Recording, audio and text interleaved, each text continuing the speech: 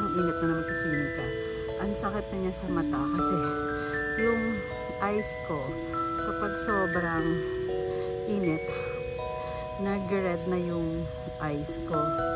Kaya ginagawa ko so early, like ito, 8 o'clock in the morning, mag-swimming na ako para at least hindi masyadong mainit. Tapos wala ka pang kasama sa swimming pool, mag-isa ka lang. Ayun lang, ako lang mag-isa, so wala pang kasama. At least kapag ikaw lang, at least medyo maano pa yung tubig. Pero mamaya medyo madami na yung pagdating ng mga 9 or 10, madami ng tao dito. So ngayon wala pa. So yun lang muna guys, share ko sa inyo. Swimming po tayo. Happy Sunday!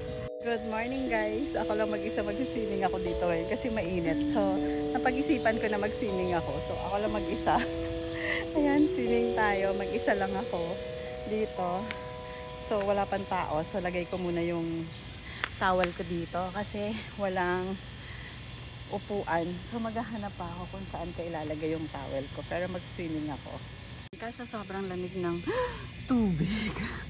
Ayan, sobrang lamig lang. Tapos mag-isa, wala pang tao. So ako lang muna mag-isa dito mag-swimming. Wala pang tao eh. Mas maganda kasi pag mag-swimming ka na, ikaw lang mag-isa. Good morning guys. Ito mag-swimming ako mag-isa. Mag-isa lang ako mag-swimming dito. Kasi wala pang tao, maaga pa. So ako lang muna mag-swimming.